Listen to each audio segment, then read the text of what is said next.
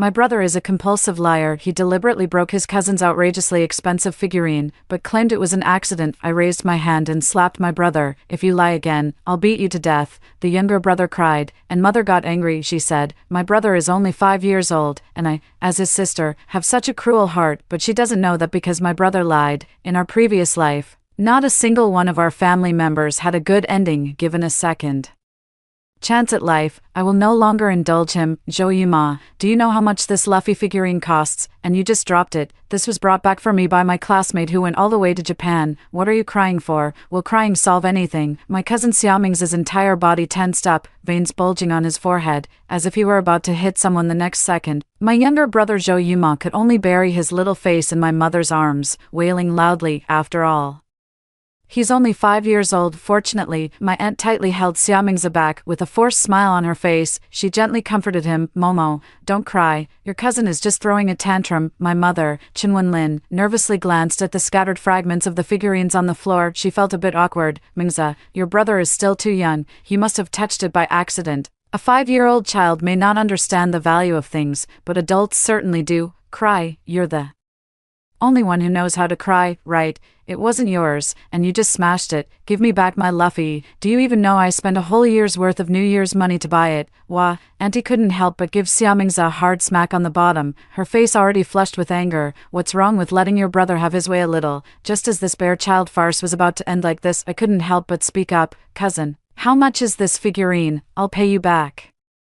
Xiamingza glared at Joyuma with hatred, then stretched out 5 fingers towards me, spreading them wide. All right, you said it. Zhou, you said you'd pay me back 5,000. Aunt's face flushed with anger. Xiamingza, what nonsense are you talking? Your brother just made a mistake, and you're still not letting it go, are you? She then turned to me and said, Xiao Dai, you don't need to pay for it. Don't worry. My mother was also shocked. She quickly grabbed my hand. Xiao Dai, where did you get the money to pay for your brother? Don't talk nonsense. The adults all thought I was joking. Only Xiamingza took it seriously. It doesn't matter. I'm serious about paying for it. And, Mom, it was Joyuma who broke my cousin's figurine. Just because we're relatives doesn't mean we should act like nothing happened. I still have last year's New Year's money, and I'll pay my cousin back as soon as I save up the rest. My mother was frantically pulling me aside, not allowing me to continue speaking, but I won't let her have her way. In my previous life, it was because of her favoritism toward boys and her indulgence that led Joyuma down the wrong path and completely changed our lives. In this life, I must not repeat the same mistakes. Teach this younger brother of mine well, study hard, and change the fate of both me and them. After some back and forth, my aunt and cousin both calmed down. Only my mother kept muttering to herself on the way back, Zhou, I want to see how you're going to pay for this. They weren't even pursuing it anymore, so why were you so eager to pay up? You're really going to be the death of me. Riding on a tricycle, feeling the cold evening breeze, I recalled many things from my past life. What did my mother do back then? The money wasn't compensated, but later, my aunt's family completely cut off contact with ours. They forgave Joyuma on the surface, but deep down, they labeled us as spineless and poor. Joyuma's eyes were swollen all around. He was just scared earlier and didn't realize he had done anything wrong. I snatched the little train he was fiddling with from his hands and hurled it toward the edge of the field. The little train landed with a plop in the rice paddy, disappearing without a trace. Sis, what are you doing? What are you doing? He got angry, lunged at me, and tried to hit me. My mother's voice came from ahead, tinged with a hint of urgency. Zhou, what are you doing? Don't bully Momo. I snorted coldly, grabbing Joyuma's little arms and legs to stop him from squirming like a little mudfish. Joyuma, do you know how many toy trains the thing you just broke could buy? Big sister tells you, you can buy 500 little trains. Joyuma was stunned, blinked her eyes, and large teardrops began to fall as she cried out, I didn't mean to. I raised my hand and slapped him. Liar. I clearly saw you take the thing out and throw it on the ground. Try lying again, and see if I don't beat you to death. His chubby little face was immediately marked with a bright red imprint. The child burst into loud wails in an instant, the noise piercing through the eardrums. He reached out, trying to grab my face again. I held him down and said sternly, move again, and I'll hit you again. The tricycle screeched to a sudden halt. My mother quickly got off the car, snatched Joyuma from my arms, held him close, and patted his back. She then turned to glare at me angrily. Zhou, have you lost your mind? Who allowed you to hit your brother? Chinwenlin confined me to my room and forbade me from having dinner. I pressed against the window, gazing out at the blue sky and white clouds. Then I spotted that little rascal Joyuma below the window, sucking his fingers as he looked up at me. His big, round eyes blinked and sparkled, but he just didn't dare come over. Joyuma, Come open the door for your sister, he's not really bad, he's just been spoiled. Excessive indulgence made him lawless, which later led to a major disaster. In my previous life, Jo-yuma never treated me, his sister, poorly. On the contrary, he was always willing to step up whenever I encountered any trouble. So in this life, I must start teaching him well from a young age. The little brat hesitated a bit, probably still scared from the beating I just gave him. I raised my eyebrows. Open the door, and I'll give you a lollipop later. After a while, the door was opened. Children's hearts are still quite innocent. I beckoned with my finger, and he came trotting over obediently, calling out sister sweetly. I patted his head and said, if you break something, you have to pay for it, or others will look down on us. Jo-yuma nodded obediently, looking as if he understood but not quite. He is like a blank sheet of paper now. Whatever adults teach him, that's what gets drawn on the paper. One day, I will make sure a beautiful picture is drawn on this blank sheet of paper. Lin, how could you be so heartless as to make 2 children pick up trash on such a hot day? What were you thinking? My mother's face flashed with a hint of unease as she smoothed her disheveled black hair. She bent down again to pick the tea leaves from the ground. It was Joe Yudi's idea. I really don't know what to do with her. It's really not easy for you either. Hanqing died early, and you're a woman raising 2 children all by yourself. If you ask me, after she finishes middle school, just send her to a technical school. That way, she can even help support the family. I held Jo-yuma's hand with one hand and dragged a long string of plastic bottles with the other. Hearing this, I picked up one of the bottles in my hand and threw it toward the source of the voice. I shouted loudly, even if my dad is dead, it's not your place to gossip about it. And what's more, I'm not going to a technical school, I'm going to college. In my previous life, that's exactly how it was. I went to technical school early, graduated early, and started earning money. Then I got married and lived a life of poverty. This time around, I absolutely refuse, the village chief's wife angrily said to my mother, raised without a mother's guidance. Lin, look at your daughter. What kind of talk is this? Tell me, am I not doing this out of goodwill for your family? She not only doesn't appreciate it but even scolds me. My mom has a gentle personality, so she immediately stopped what she was doing and bowed apologetically in a flustered manner. In the end, when we got home, she gave me a good spanking, turning my butt into a blooming flower. As she whipped me, she kept muttering, Jo Yudi, have you no sense of propriety? No matter what, Aunt Lee is still your elder. Didn't your teacher teach you anything? I think Aunt Lee is right. You've wasted your education. It would have been better if you hadn't studied at all. Mom, education is compulsory now. I want to study, and no one can stop me. There was one more sentence I kept to myself, unspoken. I not only want to study, but I also aim to attend top-tier universities like 985 and 211, and I want to read books at a higher level than anyone else. That day, I still took Jo-yuma out to scavenge for trash. Granny Wang from the village stopped me. She was wearing a single glove, which was already pitch black and filthy at this moment. She was holding a sack in her hand. Yudi, you're just a child. Why are you picking up trash? Go back and watch TV. I knew exactly what she meant. Grandma Wang, let's go pick up trash over there. Upon hearing this, Grandma Wang's face darkened, clearly displeased. You little one, why don't you listen to the grown-ups? If you go over there and pick them up, what will I have left to pick? If you don't listen, I'll go tell your mom. Jo-yuma heard about telling my mom and thought about how I've been getting beaten a lot lately. He hugged my arm and hid behind me. Sister, let's go home.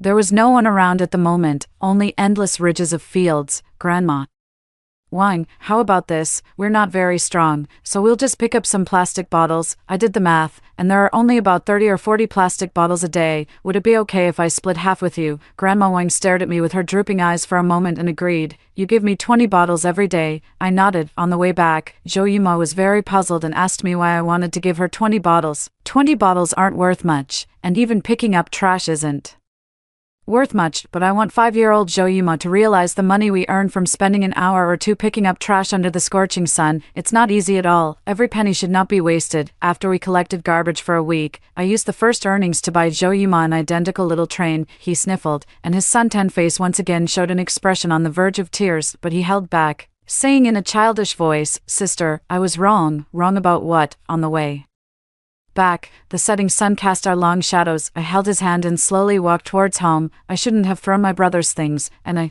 also lied. Yes, knowing your mistake and being able to correct it makes you a good child. Besides buying the little train, I also bought a jar of hand cream for my mom. It had a blue lid and was from Pekowin. My mom has been doing farm work all year round, so her hands, which should have been delicate and slender, are now covered in wrinkles, with cracks around the nails, looking as aged as an old woman's when she held it in her hands. Her face also wore an expression that seemed on the verge of tears. I'm annoyed and wave my hand. Mom, I know you're touched, but hold off on the emotion for now. If you're not picking tea tomorrow, could you take me and Jo-Yuma to Auntie's house? Auntie lives in the city, right in the central area, and my cousin attends the best middle school. Compared to them, my family really is the poor relatives. If it weren't for my aunt considering how my dad had helped out in the past, the two families probably would have stopped interacting long ago. When we went, my mom bought a box of milk and some fruit to bring along. By then, my cousin had calmed down a lot and wasn't looking at us with murderous eyes anymore. I took Jo-Yuma by the hand and walked up to him, patting Jo-Yuma's arm. The little kid timidly pulled a small note from his pocket and handed it to Xiaomingza with both hands. Brother, I broke your thing, I'm sorry. Xiaomingza frowned as he took the note, and his aunt also gathered around. It was an IOU. It clearly stated that Jo-Yuma owed Xiaomingza 4,532 yuan, with all the details of time, place, and people included. At the very bottom, there was even Jo-Yuma's crooked signature. Sister-in-law, what are you doing? It's just a child, it's fine. Before my mother could speak, I said to my aunt, Auntie, a mistake is a mistake. Momo has already realized his mistake, and we'll return the remaining money to my brother later. Xiaomingza was still a bit embarrassed, scratching his head. Momo, I was too emotional at the time, I apologize to you. The adults, seeing this situation, nodded repeatedly, unconsciously smiling, and praised us as good children. Only my mother was still concerned about the remaining money, scolding me for causing unnecessary trouble and saying I didn't understand anything. In her limited experience, she had no idea how important connections were. My aunt and uncle were both teachers, and my cousin later became a doctor. In my previous life, my cousin could have used his connections to schedule my mother's surgery earlier, but in the end, the best treatment window was missed. It's hard to say that this isn't the consequence of a small incident from back then. Every cause has its effect. The seed sown recently will bear fruit in the future. The summer vacation passed in a flash, and I'm about to start school. The school is in the town, and it takes about 30 minutes to get there by bicycle.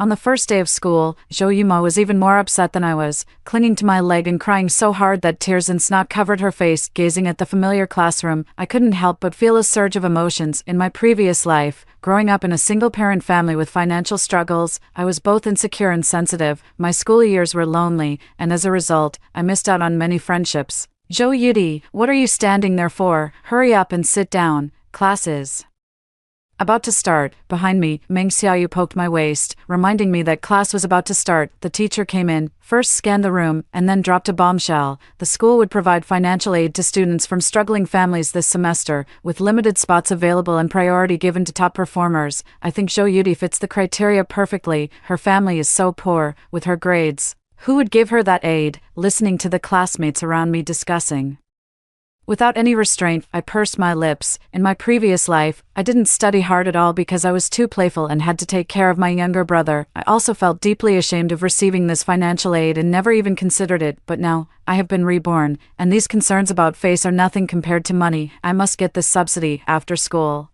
I took the initiative to invite Meng Xiaoyu to go home together. She and I are from the same village, and she is one of the few people who treats me with kindness. After driving along a stretch of road, we reached the vegetable fields. Meng Xiaoyu and I rode our bicycles, our school uniforms billowing in the wind. Xiaoyu, I want to apply for this subsidy. What about you? Meng Xiaoyu, but my grades aren't good, and I feel a bit embarrassed. It's okay, we'll work hard together. She was very beautiful, always had been since childhood, but in a poor village, beauty was actually a sin. Just like now, when I returned home and saw the person following behind my mother, my face immediately darkened. It was Wang Guzi, the village's older bachelor. He's almost 60 this year, having been lazy and idle his whole life, living off his parents until they passed away. Only then did he reluctantly start doing some farm work, and even then, he was inconsistent and unreliable. Shao Dai, school's out. Wang Guzi was startled to see me standing silently behind them with my backpack on, and he forced a smile from his ugly,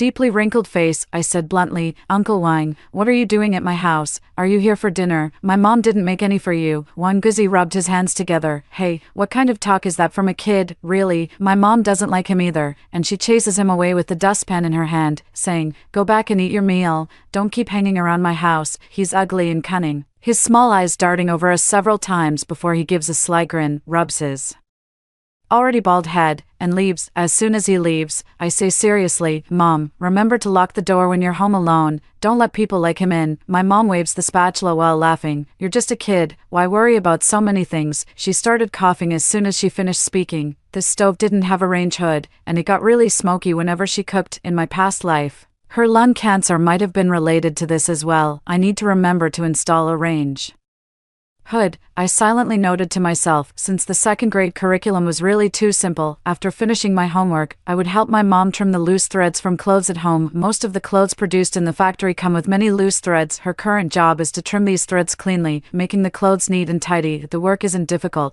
but it's hard on the eyes. Mom, starting tomorrow, bring more home, and I'll help you trim them. She gave me a light glare. That won't do. You still need to study. Didn't you say I should go to a technical school? Shao Dai, last time you went to your aunt's house, your aunt pulled me aside and talked for a long time. She said you're a child with your own ideas and will definitely have a bright future. After I came back, I thought a lot about it. You still need to study, follow in your aunt's footsteps. Only through studying can you find a way out, she sighed. We suffered because we didn't get an education, both came from impoverished families. As the eldest son, my father took on the family burden early and never attended school. My aunt, however, worked hard to study and eventually settled in the city. Such a simple truth. They are not unaware of it. They are just afraid that their investment will yield no return. Mom, I will definitely get into a good university, she smiled, her eyes filled with a hint of relief. Our Shaddai has grown up and become sensible. Starting from the first day of school, I actively participated in school activities while also helping my mother with tasks like sorting vegetables, sweeping the floor, doing laundry,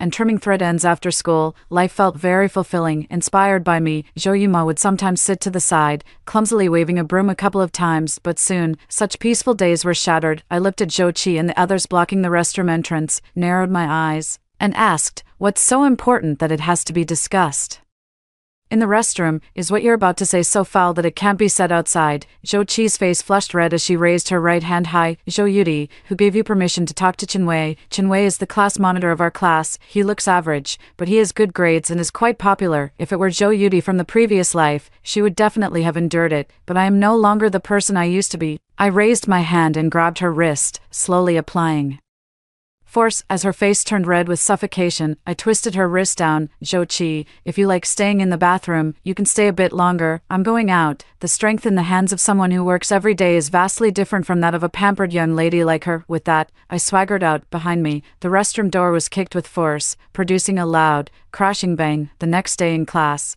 as soon as I reached into the drawer of my desk, a damp, soft, elongated sensation traveled from the fingers to the brain. I screamed instantly, yanking my hand back. A black earthworm coiled around my finger, wriggling. People all around were unconsciously drawn to the commotion and looked over. Some of the more timid ones had already started gasping, but most people's shoulders were trembling. They are laughing, mocking my cowardice. The teacher slammed the chalkboard eraser heavily on the podium. Who did this? No one answered. The class must go on. After class, Teacher Wang called me to the office and said he would investigate the matter. I calmly said, Teacher, it might just be a coincidence. On my way home, as I was riding down a street, I suddenly heard someone calling my name. I turned my head and saw Meng Xiaoyu, who was being held by two young men with dyed yellow hair. They were the local troublemakers in town. Meng Xiaoyu's face was filled with helplessness, and she called out to me weakly twice more. I propped up my bike and stopped less than 50 meters away from her. But I just watched her quietly. Little sister, come on, come play with us. Brother will take you to eat something delicious. Meng Xiaoyu shook her head like a rattled drum, using her other hand to cling to the cement wall. Refusing to leave, she kept looking at me, on the verge of tears, shifting from hope to despair. About a minute or so later, I stepped onto the pedal, pushed hard, and charged straight toward those two thugs. They screamed like pigs being slaughtered, completely forgetting about dragging Meng Xiaoyu away, and just took off running. Meng Xiaoyu, now you know how I felt the day before yesterday, right? So why did you stay silent back then? Meng Xiaoyu covered her face and sobbed, feeling completely exposed under my questioning. That day, she was also in the restroom and witnessed the entire incident. Silence encourages evil. Before class even started the next day, screams echoed throughout the classroom. Ah, it's earthworms, how disgusting, and I sat by the window, quietly savoring their expressions of fear and terror. As if drinking in sweet rain, Zhou Qi stormed over to my desk. Zhou Yudi, was it you who brought these earthworms here? I looked up with a smile. Do you like them? I spent all last night digging them up with my brother, just to give them to you. If you like it, I have more here. After saying that, I opened the iron box on the table, inside of which there were still a few wriggling earthworms. I picked up a plump one with 2 fingers and held it out in front of her, watching her face grow paler and paler, frowning as she tried her best to endure. My smile grew even wider. Zhou Qi, you're even more disgusting than an earthworm. From that day on, everyone in the class started to avoid me. No one spoke to me anymore, and no one formed groups with me, except for Meng Xiaoyu. I told Meng Xiaoyu that heroes are always lonely. We don't need to force ourselves to fit into that group just for the sake of empty recognition. It turned out I was right, because in the following 3 years of junior high school, Meng Xiaoyu and I consistently ranked at the top of our class, and later, we directly got into the town's top high school in the senior high school entrance exam. I used the money rewarded by the school and the village to pay back Xiaomingzi as soon as possible. At this point, after several years of debt, Zhou Yuma and I finally managed to pay it off through our own efforts. During a chat, my aunt mentioned that their school now had the opportunity for internal housing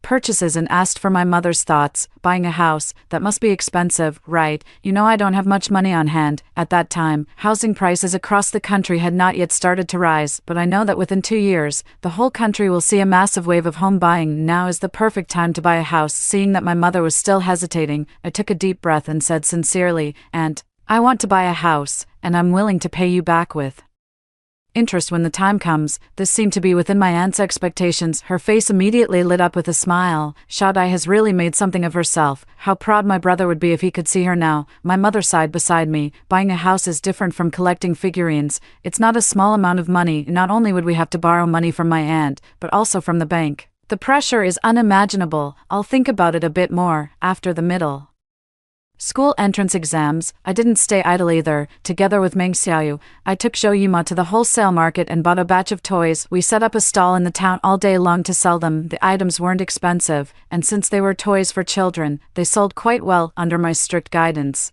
Zhou Yuma not only developed strong hands-on skills and a willingness to endure hardship but also gained a good understanding of money, learning to rely on his own hands to earn it.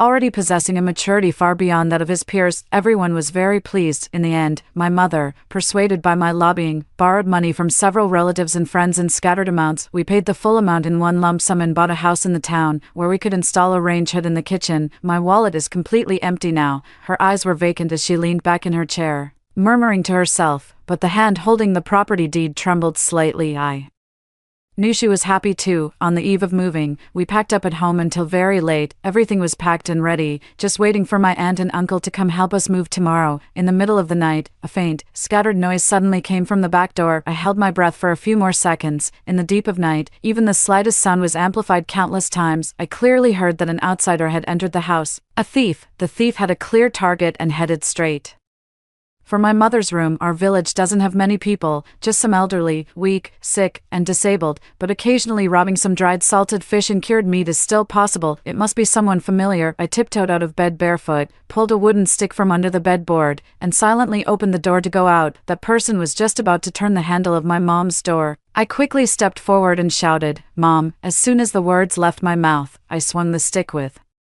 all my might and struck him on the neck. With a cry of pain, the lights in the living room also turned on. The door to my mom's room was also opened. She was wrapped in a blanket and shouted angrily, "Wanguzi, it's you, you sneaky thief. What are you doing in my house?" I took the opportunity to strike him hard on the back several more times with the stick. "Let that teach you to steal. I'll beat you to death." Finally, the village chief arrived, and the police came too. By the time the statement was taken, it was almost dawn. According to his confession, he originally intended to make one last big score at my house, but he didn't expect to fail. He had been accustomed to petty theft in the village, and the villagers had long suffered from his actions, but they had never managed to catch him. Now I have eliminated a hidden danger in the village. The village party secretary promised to write a letter of commendation for me, which will be mailed to No. 1 middle school after the school term begins. Therefore, as soon as I entered school, I immediately became the teacher's favorite. I clearly knew that I had been reborn, not turned into a child prodigy. The intensity of high school was completely incomparable to that of junior high, so I also put in 120% effort into studying. I abandoned my past shyness and inferiority complex, and whenever I didn't understand something, I would discuss it with my classmates. Raise your hand and ask questions whenever you don't understand something, and dig deep until you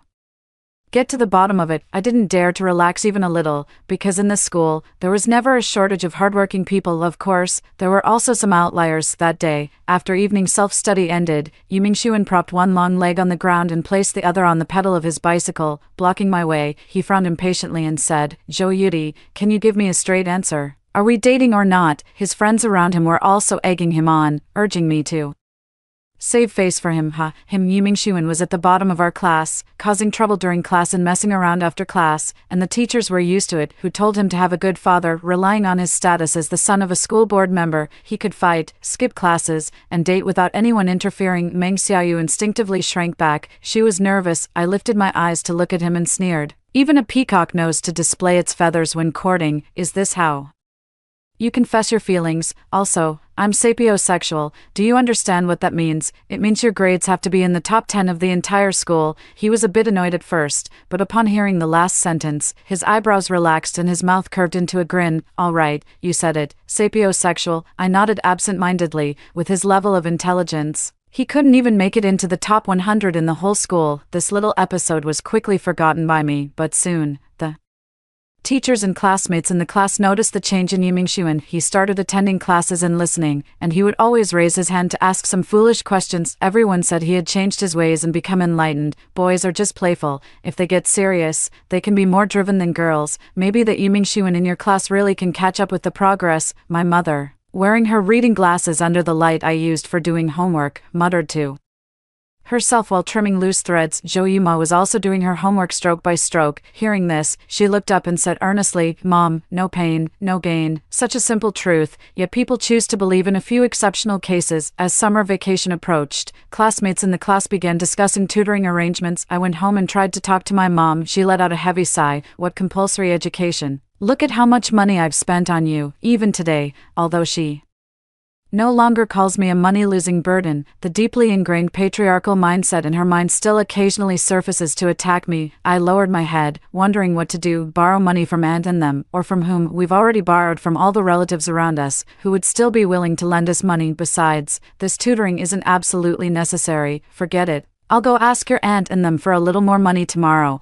Chen Wenlin gave me a helpless smile, patted my head, and sighed. "I never knew you were so fond of reading before. You must study hard." Okay, in my past life, I truly didn't enjoy studying like the idle young people in the village, influenced by the elders' mindset. I thought, as a girl, what was the point of reading so much? It was enough to just get by, since I would eventually get married anyway. Once married, someone would take care of me, and living a stable life would be enough. But when my mother married me off to that impoverished family for a dowry of 10,000, I finally understood what stability truly meant. Endless household chores, meals that are never satisfactory, my husband's constant nitpicking, the cold stares from my in-laws, and asking for grocery money is no different from begging. All my self-respect was trampled underfoot. Is this what they call stability? What's more, there's a brother who can never be helped up. My mother repeatedly uses family ties to emotionally blackmail me, while Zhou Yuma is like a bottomless pit, draining everything I have. Zhou Yuma's countless promises made on his knees and his self-slapping were nothing but tactics to numb me. In the end, his debts from online gambling kept piling up, too many to hide, too many to bear. The debt collectors came directly to my home. Several burly men barged in unreasonably, claiming to be civilized in their debt collection, yet they wouldn't let us leave. They stared at us menacingly, refusing to leave until we came up with a solution. At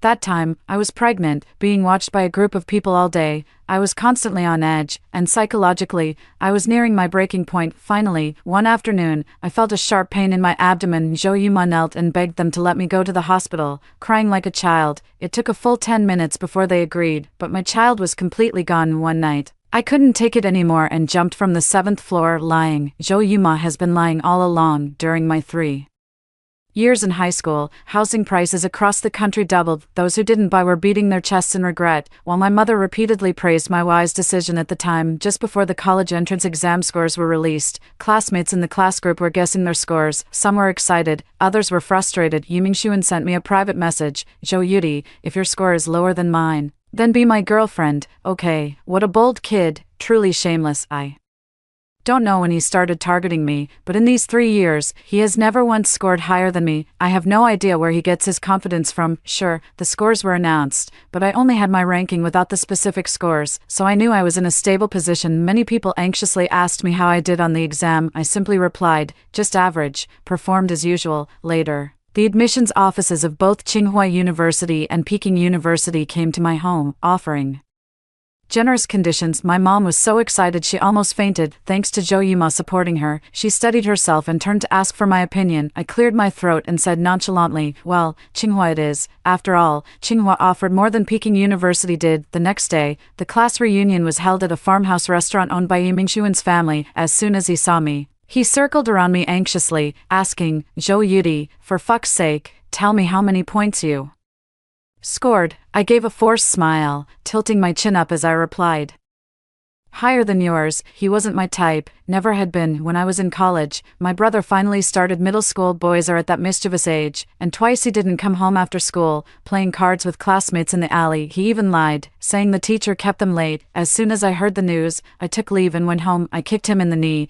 and Zhou Yuma immediately fell to the ground with a thud. I raised my hand and slapped him twice with a sharp crack, shouting angrily, lying, keep lying, and I'll beat you to death. After all these years, this was the second time I had slapped him. The shadow left by the first slap still lingered in his heart. Even though he had grown much taller than me, his eyes were still vacant. He covered his face, hung his head, and remained silent, stubbornly refusing to apologize. My mother couldn't bear to watch any longer. She pulled me aside and whispered, let it go. A few lessons are enough. He's a boy, and his pride is strong. I raised my voice, my tone sharpening. A boy, Mom. Are boys naturally smarter, more prideful, and more resilient? Right. Girls are just a burden, a waste of money. They'll get married eventually anyway, so just find a stable job after graduation. Is that right? Back then, the village chief's wife said I had a mother who gave birth to me but didn't raise me. What about her son? He had a mother who gave birth to him and raised him, and now he's in prison for fighting, eating the government's iron rice bowl. Yumingxuan in our class said if he scored higher than me, I'd have to be his girlfriend. Everyone said he's a boy with drive. Now, I'm at Tsinghua University, and he's at a third-tier college, and even that was bought. Who gave him the courage to compare himself to me? Zhou Yuma could lie at the age of 5, and you never scolded him. Just let him be. If I don't discipline him, sooner or later he'll end up just like them. My mother frowned, growing a bit anxious, and grabbed my arm. Shout I, that's not what I meant. Actually, you've always been very well behaved. It's just that everyone says. I placed my hands on her shoulders and looked her straight in the eyes. Mom, just because everyone says it doesn't mean it's right. The wrinkles at the corners of her eyes deepened, and tears shimmered in her eyes. She wiped the corner of her eye. Actually, you've always been my pride. I hummed in agreement, feeling a ripple of emotion in my heart.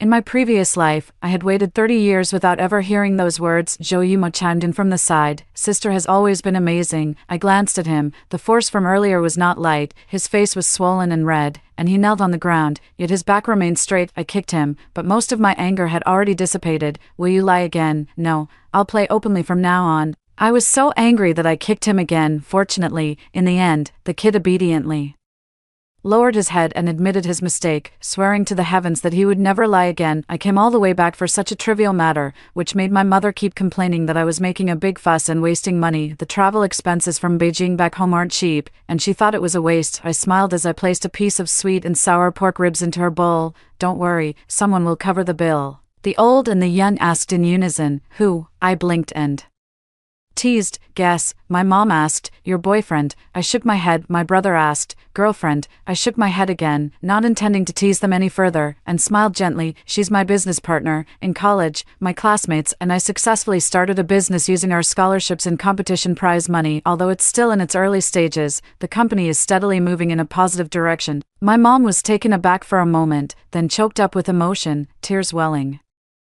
Up in her eyes, haunching. Do you see this? Our daughter has made it. She's even more accomplished than you and me. Do you see? They were all wrong. She's no less capable than any boy. Zhou Yuma, on the other hand, remained much calmer. She pulled out a few tissues and handed them to my mom, saying, Sis, you're amazing. I want to be like you someday. Sure, in my past life, I would never have imagined that I, too, could get into Tsinghua University through my own hard work. I never imagined that I would become the pride my mother speaks of. After all, back then, the words she often repeated were that I was a money loser and that I should help my brother more in the future. It was as if I was born to be a tool, but I am not anyone's appendage. I am who I am. I am Zhou Yudi, the one and only Zhou Yudi in the world. I do not fear anyone's disdain or indifference, nor do I tolerate anyone's humiliation or belittlement. At this very moment, only that classic saying can summarize my current state. I was born a mountain, not a stream. I aspire to stand atop the peaks and look down upon the mediocre valleys. I was born a hero, not a weed. I stand on the shoulders of giants, looking down upon the humble cowards. I hope every girl can keep this in mind and engrave it in her blood. We are no different from them. After hearing the first story above, what are your thoughts? Feel free to share your opinions in the comments section. Next, there is another similar story. Let's continue to see. The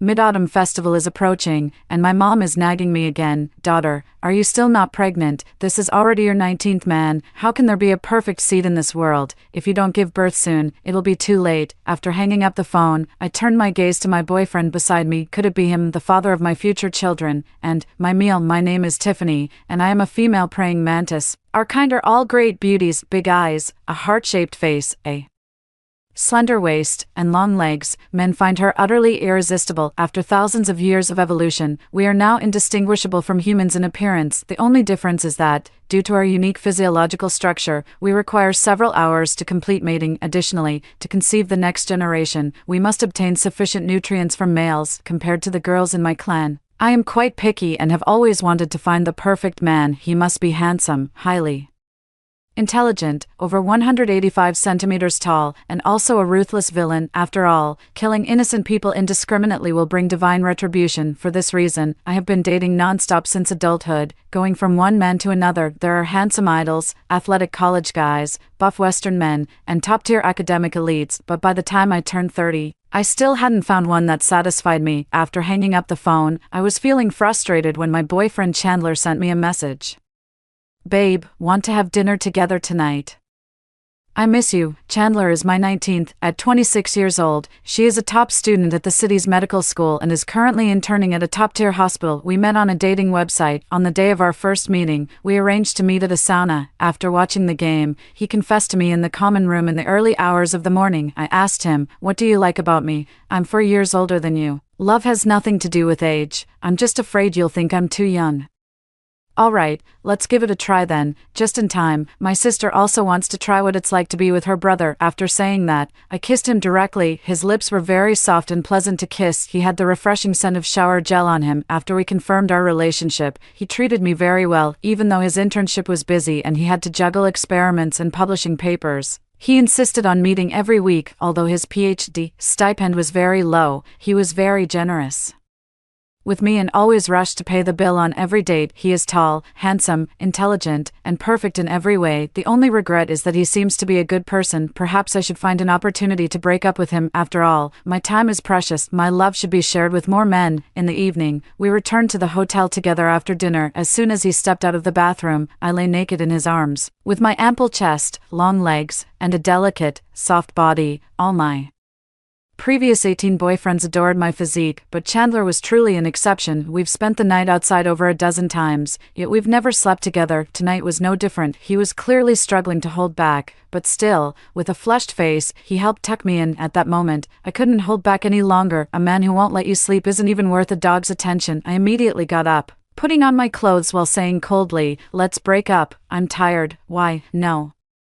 I don't want to break up, sister. What did I do wrong? Tell me, and I'll change. Please don't break up with me." "Okay." Chandler was terrified and quickly grabbed me from behind. I rolled my eyes and pushed him away forcefully. "You're my boyfriend, but you can't satisfy me. What's the point of being together like this? Besides, we're not even a good match in terms of age. I'm 30 this year, and my mom keeps pressuring me to get married. What about you? You're still a student and haven't graduated yet, I can't wait for you." With that, I put on my clothes and prepared to leave, but he held onto me tightly, pleading for me to stay. "Don't go. Don't leave me. I can marry you. The Mid-Autumn Festival is coming soon. Will you come home with me? After meeting my mom, we can get our marriage certificate." As he spoke, he kept kissing me until my whole body went weak, despite Chandler's repeated pleas. I ultimately did not leave. After lingering for a while, he stopped at the final step. His heavy breathing fell on the side of my neck. He restrained his desire and said to me, "Be good, hold on a little longer, let's wait until we get the marriage certificate, then I'll satisfy you." Okay, so innocent. Tiffany, have been in the dating scene for so many years, and I never thought I'd meet someone this innocent today. Maybe, let's not have a child, it seems quite nice to have someone like this to grow old with. Thinking this way, I slowly drifted into a dream. I had a dream in the dream, I gave birth to a beautiful daughter. She is snow white and adorable, with big eyes and long eyelashes. She looks exactly like I did when I was a child. "I want to see you." The child's father is turning my gaze. I see a man lying on the ground, covered in blood. I held my breath and leaned in to get a closer look, but suddenly, I realized he had no head. I woke up instantly. It was 3 a.m. My eyes are extremely dry. We mantises have compound eyes, so to hide my identity, I usually wear colored contact lenses when I go out. Last night, I fell asleep in a daze and forgot to put in a new pair. I walked to the bathroom door and noticed the light was on inside. A figure was leaning in the corner of the bathroom, speaking quietly on the phone. "Mom, this one is taken care of. I'll bring her back in a couple of days. Don't worry, she's 172 centimeters tall, weighs 60 kilograms, has perfect measurements, is in good health, and has no hereditary diseases. She's definitely a top-tier A-grade product. The clients will be very satisfied." It's Chandler, Indiana. The dim light, he seemed like a different person. In the darkness, I felt a little sad. So, the innocent college student I thought he was turned out to be this kind of person. However, I soon got excited again. "Isn't this the perfect prey I've been waiting for, Mom? Our family will finally have an heir." We decided to set out the next day. Chandler is in a hurry to take me home. What a coincidence. So am I, after all. I only heard bits and pieces last night and couldn't take action yet. Everything has to wait until his wrongdoing is confirmed. "Chandler, you better not let your sister down." As the Mid-Autumn Festival approaches, the high-speed train tickets have long been sold out. Chandler suggested taking my car, saying that his hometown is in a mountainous area, so driving would be more convenient. After leaving the hotel, he accompanied me home to get my luggage. On the way there, he said casually, "Honey, could you not tell your family and friends for now? Let's wait until we get back." "Why not?" He sighed and explained anxiously, "I'm afraid they won't approve if they find out. After all, my family is very poor, and although being a doctor sounds honorable, the income isn't actually high. Being with me, you'll have to endure hardships." Even though I knew the excuse was false, I still smiled and agreed with him. "I'll do as you say. For you, I'm willing to endure any hardship or exhaustion. All because I love you. I love you, until death do us part." The journey went smoothly the whole way. I was responsible for driving, while Chandler, claiming to be carsick, sat in the back wearing a hat, mask, and sunglasses the entire time. I knew he was probably trying to avoid surveillance cameras along the way. Still, I deliberately asked him, "Isn't it stuffy wearing a mask the whole time? You don't look like you're going home, more like you're off to commit murder, arson, or traffic women." I hit the nail on the head, and Chandler was startled. He forced a smile and said, "I've gotten used to wearing it every day at the hospital. Are you tired? Should I take over the driving?" I quickly shook my head to decline. "Not tired at all. You work hard every day, so take a good rest while you can. After all, the good days of enjoying delicious food are just around the corner, and I still need him to conserve his energy." After driving for more than 10 hours, we finally arrived the next morning. The Chandler family is located in a small village in a central province. After getting off the national highway, it still takes dozens of minutes of driving to get into the mountains. The entire journey was full of forks in the road, and the navigation kept making mistakes. Without a local guide, it would be very difficult for outsiders to find this place. As soon as we reached the village entrance, our car was surrounded by a group of people. Among them were the elderly, children, and even infants. There are also men who, despite their ordinary attire, carry the latest model of Apple iPhone. Only women are absent. This shouldn't be the case typically. In impoverished rural areas like this, the most common are the elderly, followed by women with children. Most men go out to work to support their families. There is a problem with this village. I remembered Chandler's phone call that night. He said I was a top-tier imitation, and they said the sponsors would definitely be satisfied. So, who are the sponsors? These seemingly simple men outside the car who are actually drooling over me. The car struggled to Moved through the crowd, I pretended to feel uneasy and asked, "Why are they all looking at me? It feels a bit strange. Should we just go stay at a hotel in the county instead?" Chandler glanced at the people outside and patted my hand to reassure me. "Don't be afraid. The folks in our village are just very warm-hearted. They probably heard I brought my girlfriend back, so they all want to see you." As he spoke, he rolled down the window and called out to the crowd, "Uncles and brothers, please make way, you're scaring my wife. Old Ba, tell your wife to take off her sunglasses and let us have a look." "Yeah, your wife has a great figure. She looks like she'd be good at bearing children. Beautiful lady. Have you had a boyfriend before? Old Ba is really something. After all, no wonder he's the smartest in our village." The men outside the window were smoking, their lecherous eyes constantly darting over me. Vulgar language makes me very uncomfortable. However, Chandler didn't seem to find anything wrong with it. He laughed and said, "What's the rush? In a couple of days, I'll let you all have a good look." After chatting for a while longer, the crowd finally made way. The car twisted and turned through the roads before finally arriving at Chandler's house. Contrary to what I had imagined, his home was a 3-story Western-style house, which didn't seem as poor as he had described. There are 3 people in Chandler's family. His father passed away early, and his mother single-handedly raised him through hardship. The other is his cousin, named Judy. He is a relative of the family and was adopted by them since childhood. "Hello, Auntie." "Hello, little sister." I handed over the gift and greeted them confidently. "You must be Tiffany, right? Oh my, I didn't expect you to be even more beautiful in person. Come on, let's eat first. You must be exhausted from the journey." Maybe it was my imagination, but compared to Chandler's mother's warmth, Judy was quite cold toward me. It seems she doesn't really like me, her future sister-in-law. After the meal, Chandler's mother took me upstairs to rest. She opened a south-facing room and introduced with a smile, "This is Judy's room. You'll sleep here tonight. Our rule here is that the bride and groom can't sleep in the same room before the wedding. By the way, take off your clothes quickly. Auntie had a tailor make a few dresses for you. See if they fit, and if not, I'll have them altered." Why on earth would she ask me to take off my clothes in front of her, unless she wants to examine my body to see if it's as perfect as Chandler said? However, I don't mind it either. Taking off clothes is nothing for us mantises, so, under the gaze of Chandler's mother, I slowly removed all my clothes. I had just taken it off, and her eyes lit up. She came closer, examining my body from top to bottom, front to back, scrutinizing every detail, not even sparing the private parts. At that moment, I felt like a piece of fatty meat on a cutting board, or a product in a display window. It was truly unbearable. After trying it on, she smiled and said, "These clothes fit you as if they were tailor-made." After saying that, she went downstairs and brought me a glass of milk. "You've had a long day, drink this and get some rest early." I took it, hesitated for a few seconds, and finally, under her gaze, drank it all in one go. Not long after, I felt my eyelids grow heavy, extremely drowsy, and couldn't help but collapse onto the bed. Just before I completely passed out, I heard the sound of the door opening and Chandler's familiar voice. "Mom, what do you think? I told you this one is top-notch, right?" "Indeed, it's really good. This is the best stuff you've brought back. I think we shouldn't sell this one. Let's keep it for breeding instead." "All right, I'll follow your lead. Let Judy keep watch, and we'll make the arrangements tonight." I don't know how much time had passed, but I felt as if something was blocking my mouth. My body felt heavy, too, pressing down on me until I could hardly breathe. In my ears, there was the excited panting of a group of men, along with the foul smell of their breath. "Bob, hurry up. If you keep dawdling, old Bob will be back. What's there to be afraid of?" Judy said. The 2 of them went out. "They won't be back that soon." "Then you hurry up too. The guys are still waiting. Don't just focus on having fun by yourself." I never expected old Bob to be this impressive, actually.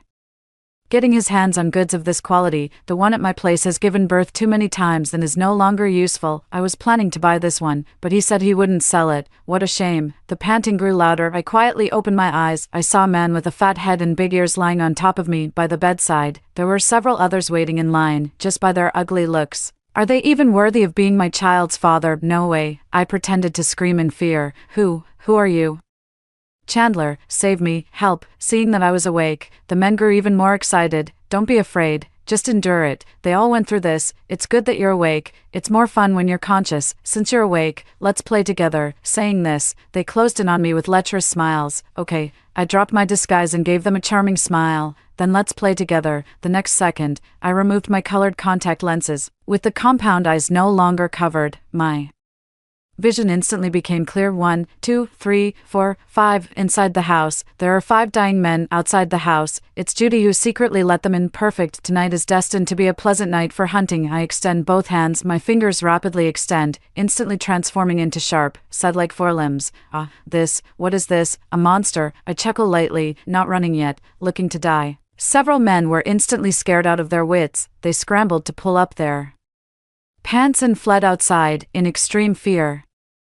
People often unleash extraordinary potential. By the time I chased after them, they had already run into the back mountain. Come to think of it, aside from catching insects and wild animals in the mountains as a child, it's been a long time since I've experienced the thrill of hunting prey. It's really something to look forward to. At night, the mountain is pitch black, the huge bushes sway with the wind, looking like ghostly figures from a distance. But where are ghosts as frightening as humans? They run fast and hide well. Unfortunately, few prey can escape from us mantises. In the darkness, every move they make is completely exposed. Oh, found you. I giggled softly and patted the first man's back. As he turned around, my blade-like hands effortlessly sliced through his neck. Blood gushed out, and his scream was stifled in his throat before it could even be uttered. Then, the second, the third. The feeling of killing is truly wonderful. No wonder some of the sisters in the clan seek out males to mate with at such a young age. After killing all 5 men, I slowly wandered around and eventually found Judy in a cave. When she saw me, she trembled in fear, her face deathly pale as she kept backing away, but behind her was a stone wall. Where could she possibly hide? I stepped closer, giving her a faint smile. Sister, so you're here. I've been looking for you. By the moonlight, she saw the blood all over me. Instantly, she trembled even more violently. It has nothing to do with me. It was all them. I was forced to do it. Please let me go. I beg you, please. All right, tell me the village's secret, and I'll consider it. Otherwise, you'll die just as horribly as they did. After I finished speaking, Judy slumped to the ground, her face ashen. Then, she began to speak. The night wind blew, carrying the heavy scent of blood through the air, and from Judy's words, I learned everything that was even more terrifying than the smell of blood. I had just burned the dirty clothes when Chandler and his mother returned. They were a bit surprised to see me. After all, a large amount of sleeping pills had been put in that milk. However, these common medications don't have much effect on me. Chandler asked, "It's so late. Why aren't you asleep yet?" I had a nightmare and woke up scared. Chandler's mother looked behind me. "Where's Judy?" "I was worried you'd be scared alone, so I specifically asked her to sleep with you." I shook my head. "I don't know. I'm the only one in the room." Chandler's mother suddenly flew into a rage. "Has that wretched girl run away? I knew I shouldn't have left her alone." "Run away?" I asked, puzzled. "Why would she run away? Isn't this her home?" "Oh, what I mean is, she might have gone out to meet some man. You and Chandler go to sleep first. I'll go look for her." Chandler's mother's figure quickly disappeared into the night, but I knew she wouldn't be able to find it. The next day was the Mid-Autumn Festival. Judy didn't come back all night, and her phone was unreachable. However, the Chandler mother and son currently have no extra thoughts to spare for her, because today is a very important day for them. It is said that an esteemed guest will visit in the evening. Early in the morning, Chandler's mother was busy preparing the meal. I slept until noon. After waking up, Chandler handed me a cheongsam slit up to the thigh and asked me to change into it. I couldn't help but frown. "Isn't this a bit too revealing?" "Be good. Just bear with it for now." I didn't tell my mom that we're not having kids, afraid she wouldn't agree. Our relatives all believe that women with larger hips are better at bearing children. "You should wear this to show off your figure a bit, so I can have something to report back." Hearing him say that, I didn't ask any further questions. The banquet was held in the evening. As night fell, the guests soon began to arrive one after another. However, those who came were definitely not the so-called relatives he had mentioned.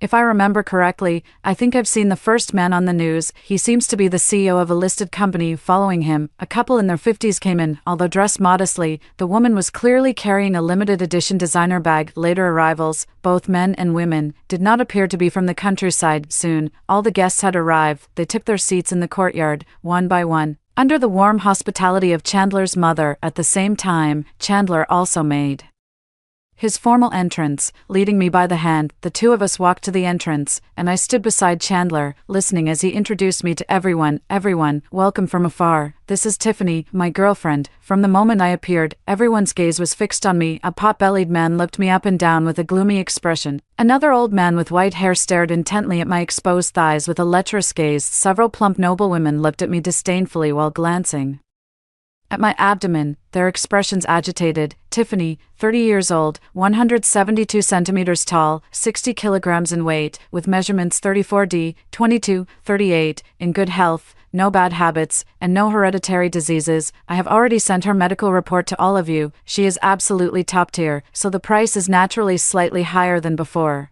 Starting bid for the first child, 800,000 for a girl, 100,000 for a boy, with an additional 500,000 for twins. After he finished speaking, my expression changed. Chandler, what?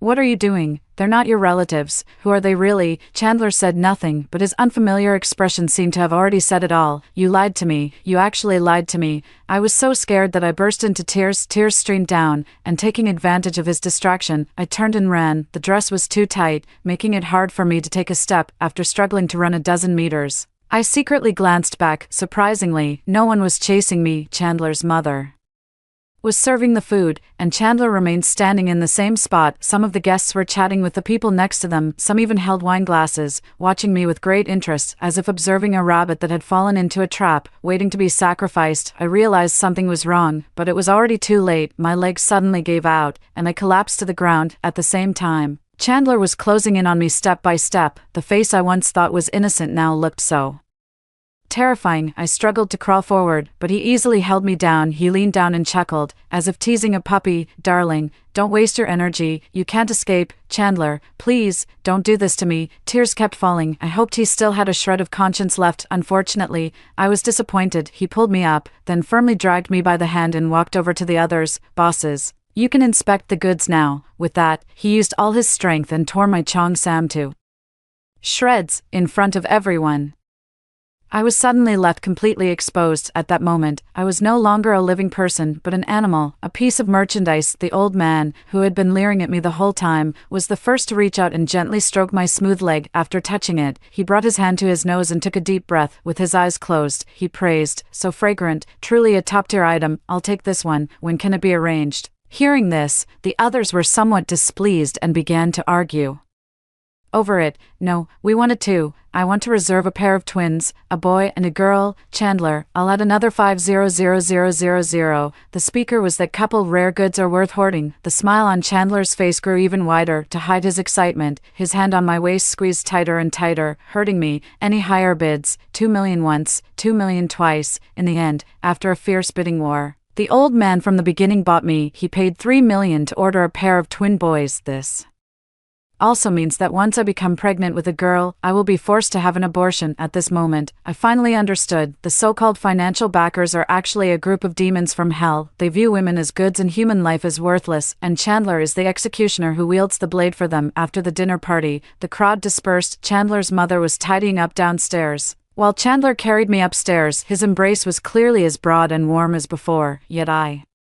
only felt a chill run through my entire body. How ridiculous. I had once considered giving up everything for someone whose heart was utterly blackened. As he laid me on the bed, I finally couldn't hold back and asked him, "Why are you treating me like this? Didn't you say you loved me and wanted to marry me?" "Marry?" He seemed to have heard the biggest joke of all time. "Tiffany, it's come to this. Let's stop pretending. Do you really think I don't know anything?" I asked him. "Know what? My identity. You're beautiful, have a great figure, and are wealthy. Why would you be interested in me?" "It's just because I'm good looking and have a PhD, which makes you look good when you take me out. Do you know why I've never made a move on you? Because only in this way can I trick you into my hands. You women are all the same. When you're young, you like mature ones, and when you get older, you prefer the young and innocent ones. If I didn't pretend to be innocent and devoted, how could I have lured you in? I bet you've slept with quite a few men, but I've also been with many women. It seems like we're actually quite a match." "I see," I laughed. "Finally, confirm it with him one last time. So, you're not planning to let me go, are you?" Chandler reached out and gently stroked my face, but the words spoken were incredibly cruel. "Sweetheart, if you give the sugar daddy a pair of twins, I can make 3 million. That's 3 million. Do you know what the average salary of a chief physician is? This is an amount that I, Chandler, could never earn on my own in a lifetime. Moreover, after this baby is born, there will be the next one. Tell me, what is more important than money? Don't blame me either. As long as you listen to me, I will treat you well, taking good care of you with delicious food and drinks. As long as you are willing, we can even go back to how things were before. Is that so?" At this moment, I almost admire him. He pushed me into the fire, then came back to Offer a sweet date. No wonder Judy is so devoted to him. After saying that, he picked up a syringe and slowly injected it into my stomach. What did you give me? What do you think? He smiled, staring at my lower abdomen with an expectant look. I understand. It's an ovulation shot. He needs my follicles to mature as soon as possible so I can start bearing children for the clients right away, after disinfecting. He changed me into clean pajamas. I couldn't help but grab his arm and ask, so, can I sleep now? Chandler was taken aback. He looked at me in disbelief, a faint trace of guilt flickering in his eyes. Tiffany, after all this, you still like me? You women are really strange. Yes, he is my favorite boyfriend, and also the prey I carefully selected. If you don't let me sleep, how can we have a child? Seeing that Chandler seemed to be softening, I was looking forward to it. Unexpectedly, a clamor of angry shouts suddenly came from downstairs. Soon, a group of people rushed up in a fury. The person who came looks familiar. They were all the villagers who surrounded us that day. Interrupted in the middle of a good thing, Chandler asked unhappily, "What's the matter? I already said the seed isn't for sale." "Old Ba, there's something wrong with this woman." The leading man spoke anxiously. "Bob and the others secretly came to see her last night, but they never returned. His mother has been searching for them all day and couldn't find them. No outsiders have come to the village in the past couple of days. It must have been this woman who did it." After he finished speaking, Chandler's expression changed. The man who had just pretended to be gentle vanished without a trace. He stared at me coldly. "Tiffany, is what he said true? Did Bob and the others come to see you last night?" The spot where I got the injection in my stomach felt swollen. We mantises are usually born as multiples. I wonder if getting this shot will make me have even more. The thought of having to raise a bunch of kids all at once is driving me crazy. I shook my head and played dumb with them. "I don't understand what you're talking about. Afraid they might take me away." Chandler's mother quickly chimed in to support me. "Yes, she's so delicate. How could she possibly be a match for Bob and the others? Are you sure you haven't made a mistake? Maybe he just went to the county to find a woman." Hearing this, everyone hesitated for a moment. It seemed like we were about to get away with it. Chandler's face suddenly darkened. He grabbed a knife, pressed it against my neck, his eyes fierce. "No, Judy is missing too. Tell me, where did you take them?" As he finished speaking, everyone glared at me with hostility. "Hand over the person now, or we'll kill you on the spot." "Hand them over." "Psych, it seems there's no hiding it anymore." "Fine, let them die with a clear understanding. Don't kill me. I know where they are. I'll take you there." Chandler tied my hands and escorted me toward the back mountain to prevent me from having any tricks up my sleeve. The others followed behind. Halfway up the mountain, Chandler asked, "Where is everyone? What's the rush? Help me take out my colored contacts. I can't see very clearly." As he did so, my vision became clear. I looked around. Under the moonlight, countless branches and plants sway gently, rustling softly, but I know it's not the wind, it's my kind, hidden in the shadows. Before coming here, I thought I could handle it alone, but I never expected that the entire village would actually be filthy.